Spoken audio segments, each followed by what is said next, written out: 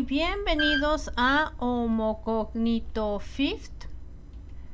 Soy tu anfitriona Prisa Sagari. Gracias por suscribirte, por darle clic a la campanita, por dejarme en la caja de los comentarios tu comentario y tu me gusta. También es bueno hablar en estas temáticas los orígenes, porque la historia también es muy importante para que entendamos por qué tenemos este entorno tan viciado y nos limitamos a creer religiosamente hablando sobre la Biblia, ¿no?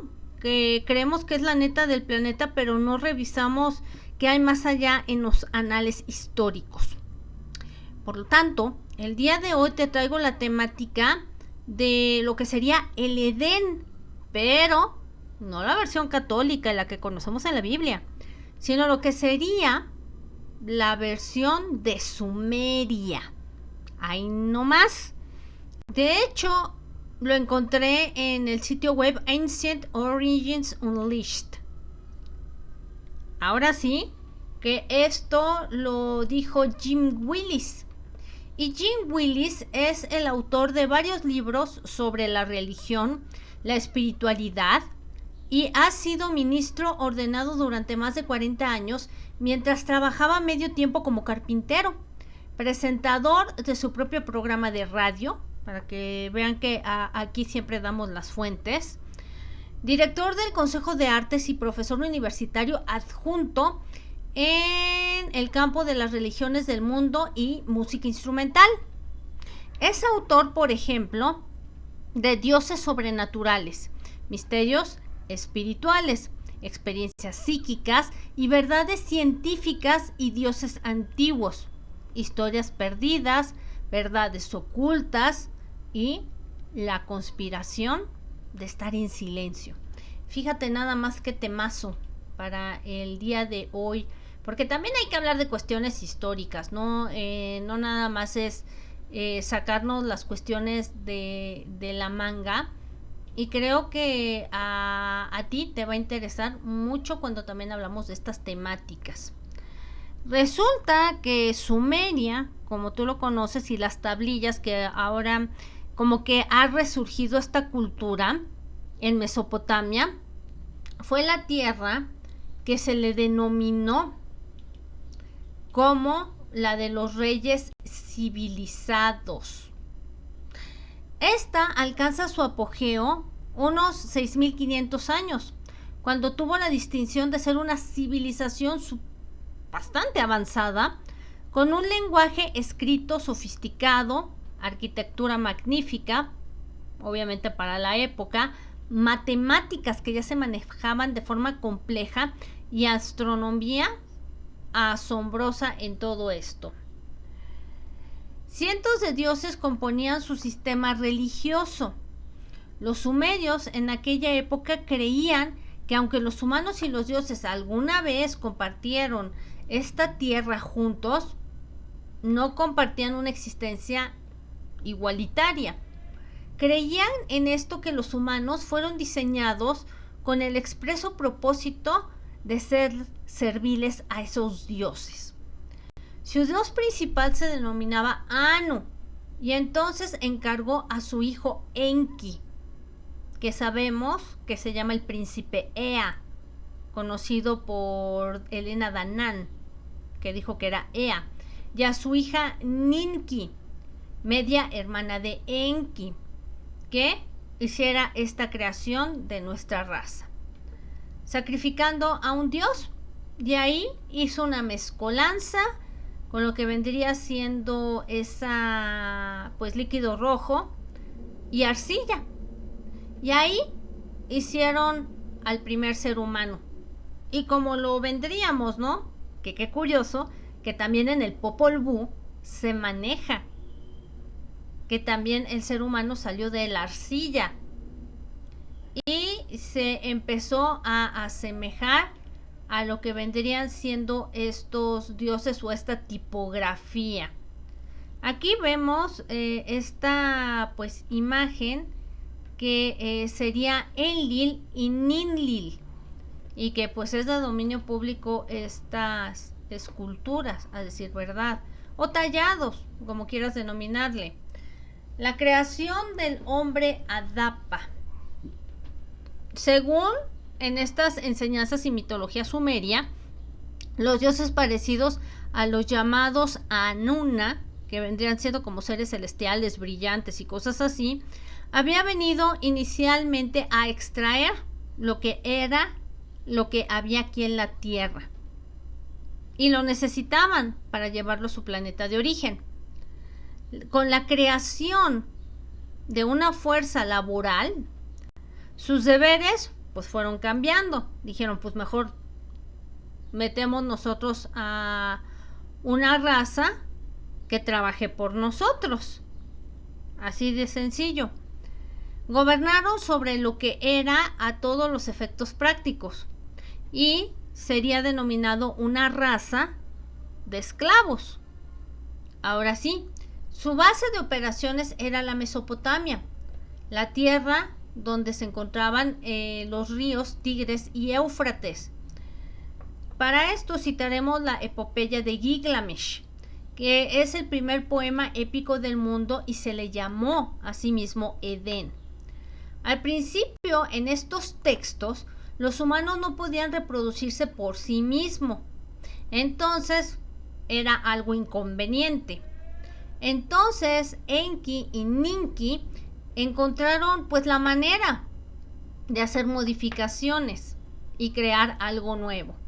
El resultado fue un hombre llamado Adapa, que sería un ser humano que fuera funcional e independiente. Enki le había dado a Adapa una sabiduría grande y la capacidad de comprender el concepto de lo que sería la vida eterna.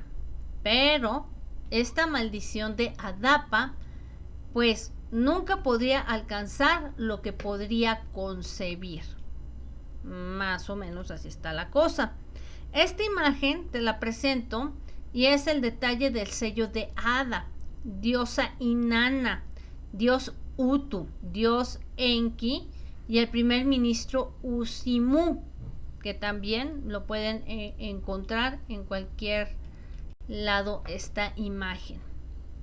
Si no fuera por ahí de estos textos de Amarna, que fueron descubiertos en Egipto y en los archivos del rey egipcio Amenofis, nunca se sabría que existía algo denominado Adapa.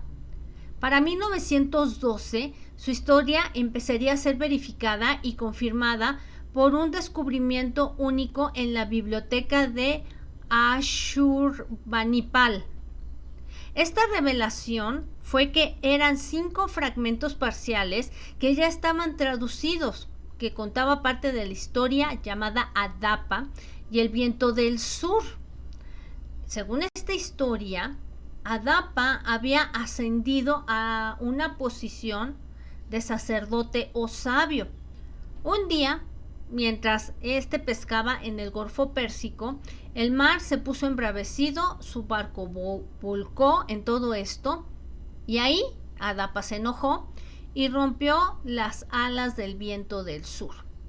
Él impidió que soplara durante 7 días y noches.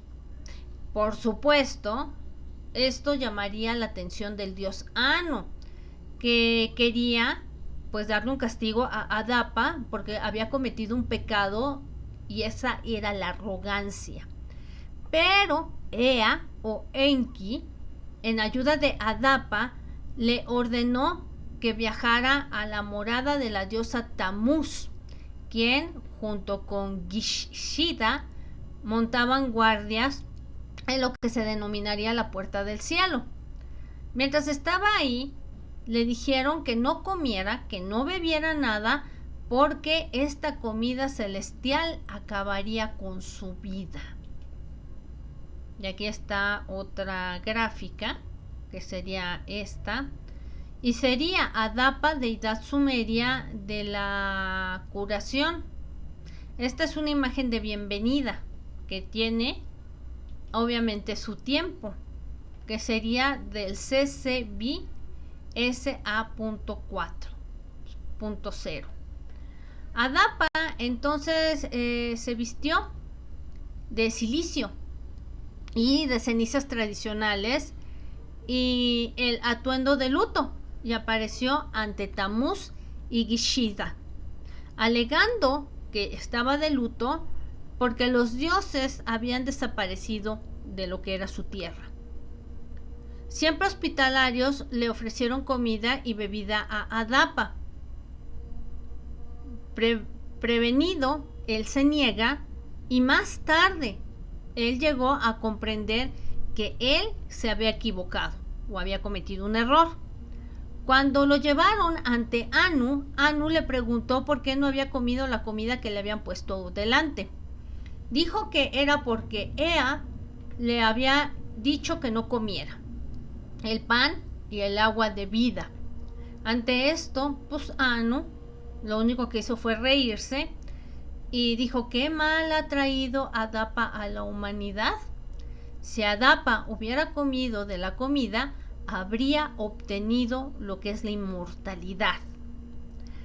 Tal y como estarían las cosas, la humanidad y lo que sería en Sumeria la creación que hizo Enki, de ahora en adelante estaría sufriendo la enfermedad y la muerte, parecido a lo que nos hemos enfrentado en algunos textos religiosos. Ahora bien, esta es lo que sería la inundación, esta pintura por Vasily Petrovich Berezovsky de 1869, que también es de dominio público y la puedes encontrar. El diluvio. Ahora vamos a hacer una comparación en lo que es el diluvio en Sumeria y lo que nos mostró el texto bíblico. Para esto, en el Génesis, el dios que vendría siendo este Anunnaki, por no decir menos, que saben que son no humanos, prohibió al primer hombre comer del árbol de la inmortalidad. Curioso es el caso con lo que acabo de mencionar anteriormente. En la versión sumeria le echaron la culpa a Ea. Ahora bien, esto está a punto de convertirse en algo que tenemos que distinguir. Adapa fue enviado de regreso a la Tierra. La trama se empieza a complicar.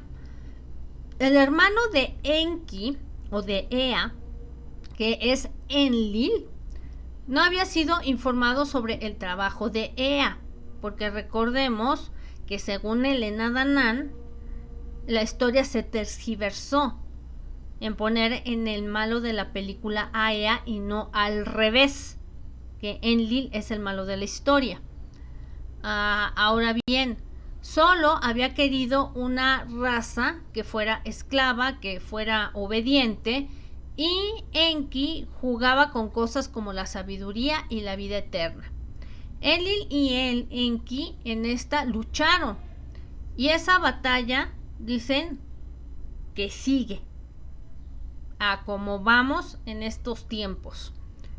Por eso, esto te daría una idea clara de por qué Elena viene diciendo lo que viene diciendo. Y para eso hay que ir, vuelvo, insisto, a revisar los anales históricos, pero de cierta manera volteando los papeles en lo que vendría siendo Enki y Enlil. Ahora bien, Enlil aconsejó a los dioses que iba a destruir lo que se había creado, con lo que respecta a nuestra raza, recién creada con un gran diluvio. Luego, como que entró en razón para empezar desde cero y según reconstruir mejor del actual reinicio o un gran reinicio. Pero aquí Enki escuchó los planes y contactó a un hombre llamado Utanpishtim. Ahí para nombres, para que se den una idea de cómo están estos contextos históricos. Aquí te muestro también esta litografía, a decir verdad, y ahí te voy. Litografía que te acabo de enseñar es el diluvio frontispicio de Gustave Dore, edición ilustrada que viene en algunas Biblias, basado en la historia del Arca de Noé. Ahora sí que el grabado muestra a humanos y a un tigre condenado por la inundación, intentando inútilmente para salvar a sus hijos y cachorros, y esta litografía que te muestro es de 1866, que también existe de dominio público. Hay fuentes que son anteriores a la Biblia, y de hecho vamos a recordar que los autores sumerios no creían que fueran la primera civilización humana, y tan es así que hemos seguido escudriñando y se está sabiendo que hay cosas más atrás. Afirmaron haber recibido todo esto de una civilización anterior. Recordemos que no son leyendas, lo que sería la Atlántida ni Lemuria. Ahora bien, que para su época ya no estaba vigente. ¿Quién compuso esta civilización y de dónde vinieron? Hasta ahorita todavía no sabemos a ciencia cierta qué más pueda aparecer en el transcurso. Se suma al dilema del hecho de cuando vamos leyendo estos textos bíblicos, estamos leyendo la obra editada de eruditos que vivieron hace siglos. Por eso les digo que no se puede tomar literal como tal, porque sí la tienes que estudiar, con lo que respecta a que en las traducciones se han no tergiversado, pero perdido el sentido original. Entonces está más canijo con más ediciones que ha habido a lo largo de la historia, que podamos sacar un contexto, y quien lo saben mejor son los estudiosos de todo esto, que son los eruditos. Ahora bien, nadie hizo eso con los textos sumerios. Vamos a leer un poco de esto y de aquí, de allá y por acullá. En la historia no parece tan uniforme como empezamos a notar el texto hebreo familiar. Además, algunos textos de la antigüedad son escritos en jeroglíficos sumerios. Algunos vienen con informe babilónico y los otros están hechos en egipcio antiguo, para que nos demos una dimensión que no todo viene del hebreo o del arameo o de lenguas muertas, porque es una combination de todo lo habido y que todavía nos falta conocer más cosas.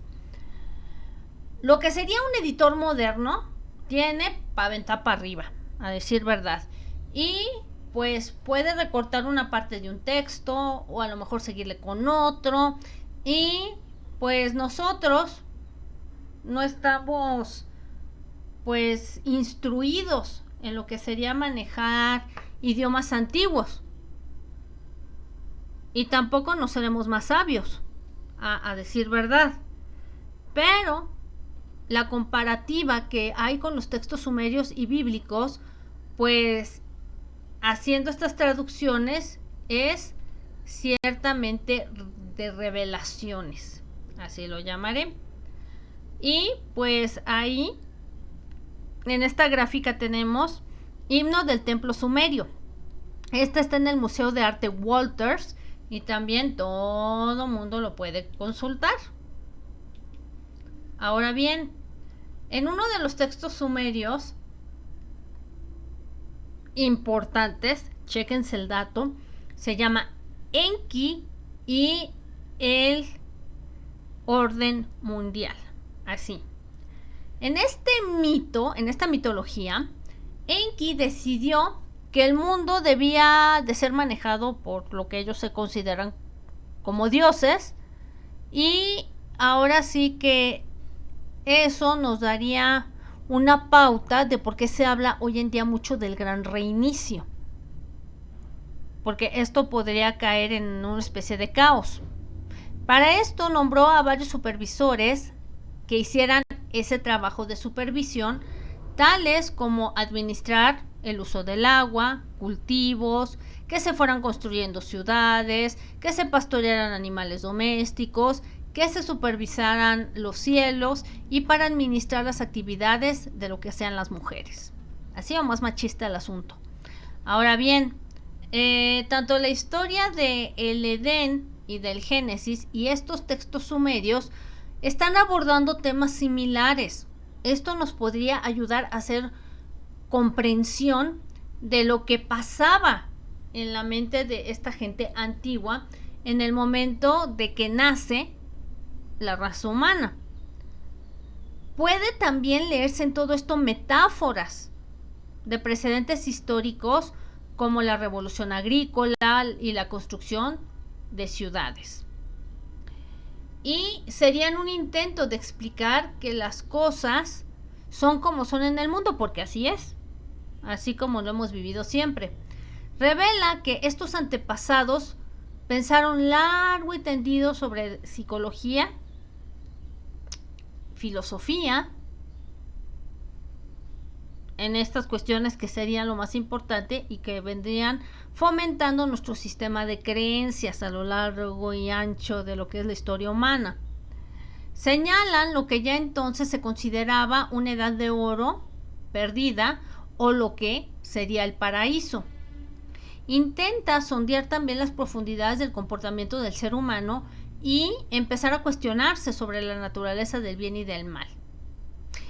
A decir verdad, llevamos 5000 años, en la misma disyuntiva. Pero también, a decir verdad, se pueden leer de otra manera estas historias. Desde la perspectiva religiosa, que también es diferente a lo que sería la histórica. Cuestionaríamos nosotros, ¿es el Edén el paraíso? Para esto, Anton Parks es un erudito francés. Y este se ha dedicado, no un día ni dos, ni tampoco a hacer improvisaciones por internet para explicarte todo esto, sino son años de estudiar estos textos y llegó incluso a traducirlos él mismo. Imagínense, para meterse a todo esto, lo que debes de saber para empezarlos a traducir. Y entonces va señalando Anton Parks que la Biblia relata a nuestros antiguos antepasados siendo muy felices en una especie de paraíso. En los textos sumerios viven en un campo de concentración. En su traducción, Dios no planta un jardín para la humanidad en el que Él camina en el fresco de la tarde, como lo hace el Génesis, porque sí hay variaciones. Su versión dice que los dioses vinieron con fuerza desde más allá del tiempo, fueron traídos un día, dada la rebelión de lo que hubo en el universo, para que vean cómo cambian los contextos. Sus dioses, los Anuna, eran entidades que eran muy reales y que representaban un régimen de forma patriarcal y matriarcal. Enlil era el malvado y quería alcanzar la esclavitud de lo que sería nuestra raza. Pero el supuesto bueno de la historia, Enki, fue quien dijo, ay no, pues vamos a tratarlos como nuestros cuates, ¿no? En todo esto. Aquí vendría haciendo una gráfica de lo que siempre nos han pintado como el Edén. Ahora bien, esta gráfica es de un grabado de línea por T. Debray, según J. Van Wink, y pues ahí está esta imagen. La presencia femenina se representa por Ninki. A menudo se representa como un reptil o como una lagartija, y ya sabemos a qué raza pertenece. Podría haber sido la inspiración para que de aquí se sacara el Edén de la serpiente mentirosa. Si así fuera el caso, entonces esta serpiente pues no tenía maldad en lo absoluto. Solo lo que intentaba era liberar a la humanidad ofreciéndoles el don del conocimiento del bien y del mal. Luego quiso que se comiera del árbol de la vida y ser como unos dioses. Al parecer era algo bueno, no algo malo en todo esto. Pero Enlil, que supuestamente es el malo de la historia, el príncipe A, Aunque no pudo evitar que comieran del fruto del árbol del conocimiento, les dijo, cúchale a los humanos del jardín antes de que comieran de ahí. Y dado que la historia es interpretada y escrita por los vencedores, dijéramos, la historia de Enlil se contó más tarde en el Génesis y no era la de Enki en todo esto, o al revés, como nos lo han planteado, de que hay muchas inconsistencias. Ahora bien, eso explica por qué el relato del Génesis enfatiza el hecho de que los querubines empuñaban esas espadas o resplandecientes, que se le denominarían los Shining Ones, y fueron colocados en la entrada del Edén para asegurarse que la raza humana no alcanzara esa divinidad o la vida eterna. También se ha dicho lo más inteligente que hizo pues el diablo, que sería convencer a los humanos de que él no existía, si es que existe, a decir verdad. Esta lectura del mito sumerio va un paso más allá. Dicen que lo más inteligente que hizo este diablo fue convencer a los humanos que él se asemejaba a Dios, o él era un Dios, o era Dios, llamémoslo así. Jehová, el Dios maligno Enlil, o Enki, a decir verdad. Según Antor Parks, citándolo de nuevo a él, Yahweh, Yahvé, Jehová, como lo quieras leer de la Biblia, es el Señor, mas no hizo creación alguna. El creador es Enlil y era el que supuestamente quería esclavizar a la humanidad, y se le conoció después como Demiurgo, el jefe del sistema patriarcal que quiere suprimir esa libertad, especialmente la libertad de lo que vendría siendo el sexo femenino. Más o menos así es. No quiere igualdad, quiere esclavos y subordinados. No quiere que se piense, que sean creativos y con el cerebro derecho. Quiere sirvientes obedientes, como yo denominaría la masa idiota, con cerebro izquierdo, que se vean obligados a trabajar duro todos los días.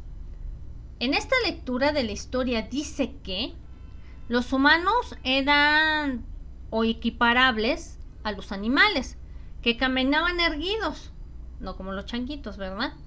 Y fueron modificándose a través de lo que es la espiral, para desempeñar el papel de obreros, o como denominaría en un libro muy conocido de Salvador Freixedo, la granja humana. Las palabras Adán en sumerio, según Park, significa animal, y Edén consta de las palabras que significa hogar, y Den, que significa vida.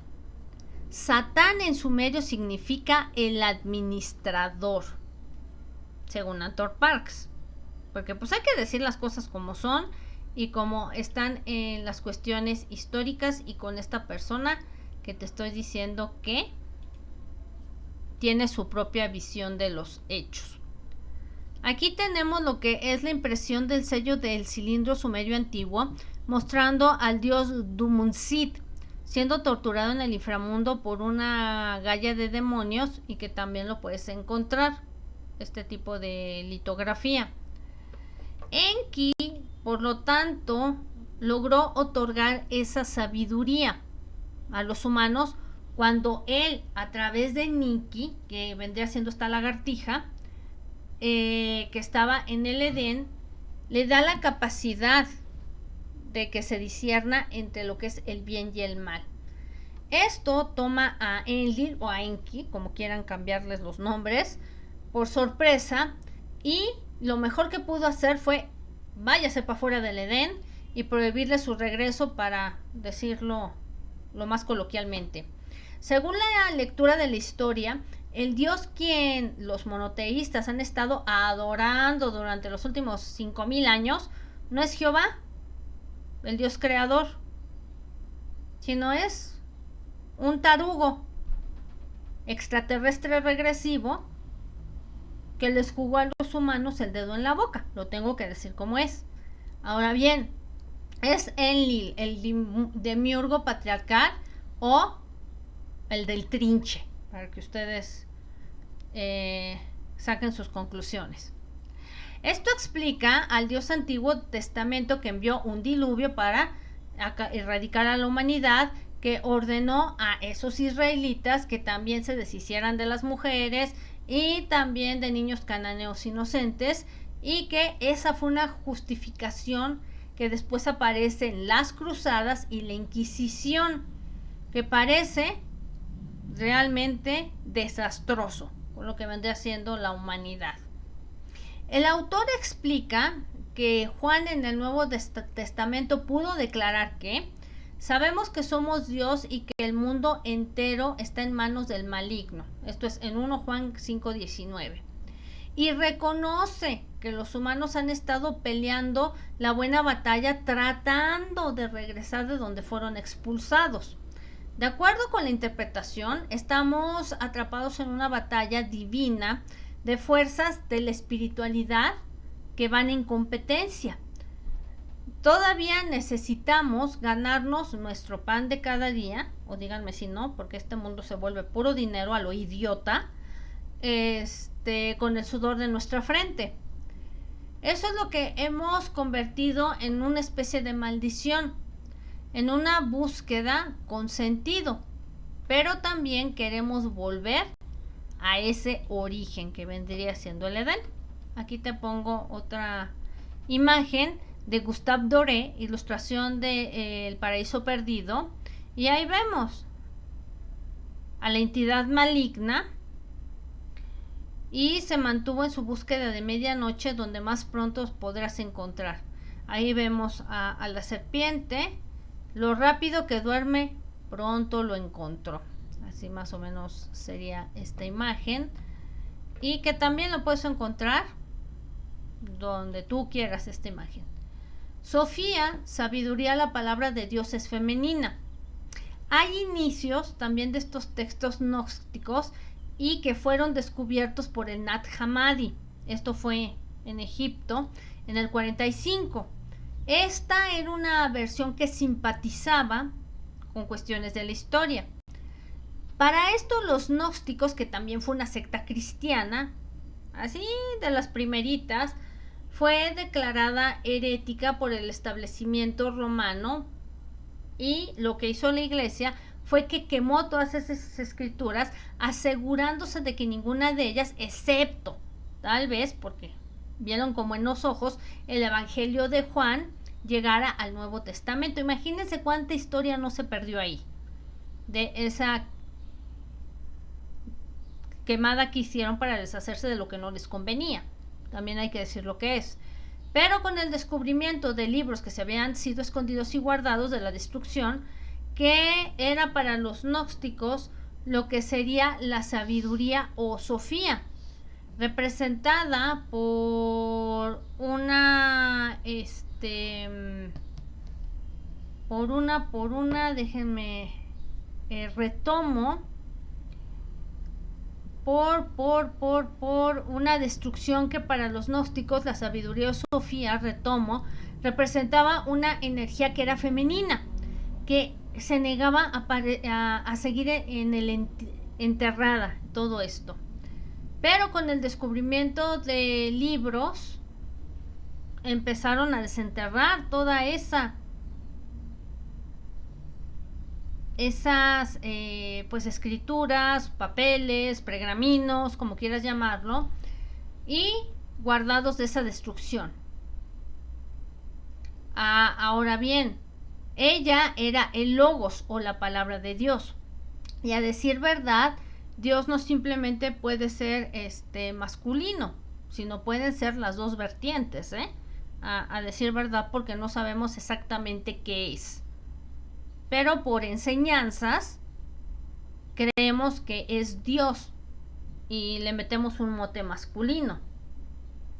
Ahora bien, los gnósticos creían que estaban jugando un juego grandísimo por parte de las fuerzas fuera de la Tierra, lo que sería el universo es mucho más grande de lo que nosotros vivimos en este huevito llamado Tierra, porque tendríamos que saber afuera qué hay para darnos cuenta que somos micromínicos en este sentido. De hecho, el universo es simplemente una célula, como yo les digo. En el inmerso multiverso, que es este encuadre de Dios. Aquí en la Tierra se está librando una batalla entre esa dualidad del bien y el mal, el yin y el yang, blanco y negro, ya sabemos. Entre lo femenino y lo masculino, entre Enki y Enlil. Pero casi siempre lo bueno siempre triunfa. En el sistema religioso de creencias lo que se dice es: tenemos un ángel en un hombro y el otro el diablito. Como luego se han visto en caricaturas, que está aquí aconsejándonos lo bien hecho y acá lo mal hecho, y ya depende de nosotros a qué le hacemos caso. Sus nombres serían Enki y Enlil. La Tierra puede ser dominio del demiurgo, pero ese dominio en sí mismo se llama la Madre Tierra. El mundo de Sofía, de la sabiduría. La chispa divina que Enlil y Enki dejaron aquí un desastre, y que ciertamente pues Ea a últimas fechas ha tratado, después de tantos años, de corregir todo este merequetengue hoy en día, que pues sabemos que la frecuencia está subiendo de la Tierra. El demiurgo, si queremos nosotros, nos puede dominar, pero el Edén sigue por ahí, si solo podemos preservarlo. También no somos nosotros solitos contra el mundo, es un crecimiento individual que se va a volver colectivo, ya lo comenté por ahí. Y pues esto es para que comprendamos que se debe de ver no solo de la manera de la fe, sino de otra forma de hacer estos relatos, y nosotros crecimos con todos estos atavíos religiosos, de fe, y que no vemos más allá de nuestro entorno. También, ya sea que lo leamos como una alegoría o que le presentemos cuestiones históricas, y eso nos hace que nos fomentemos una pausa y empezarnos a cuestionar qué nos han enseñado en todo este tiempo, y también contemplar en todo esto esta idea de que sí, estamos involucrados no en nuestras vidas micromínicas de pagar un recibo de luz, de verle la cara a tu jefe y de cosas así. No, es algo mucho más grande de lo que nosotros podemos imaginar, porque todavía estamos en esa burbuja, a decir verdad. Y pues esto tiene que ver también con un libro de Jimmy Willis que se llama Las civilizaciones perdidas, las historias secretas, las tecnologías suprimidas de esos antiguos, que se publicó, fíjense, en el 2019, y que ciertamente aquí te voy a mostrar la portada por si quieres conseguir el libro, porque ya sabes de que aquí a todo le damos, y que ciertamente pues sí lo puedes encontrar en PDF, pero te voy a mostrar la portada como tal para que te vayas empapando que hay gente muy interesante que ha escrito cosas interesantes. Ahí que están: las civilizaciones perdidas, los secretos de historia que han sido suprimidas, tecnologías de los antiguos. Aquí está. Aquí está lo que es la portada, por si lo quieres conseguir. Ya cuando yo me chute los de Elena Danán, que finalmente ya conseguí, y de las civilizaciones perdidas, eso lo tendrá solamente contenido exclusivo de estas reseñas de estos libros aquí por YouTube. Por mi parte es todo. Esta fue Princesa Gary. Que tengas buen día, buena tarde, buena noche, donde quiera que te encuentres. Bye bye.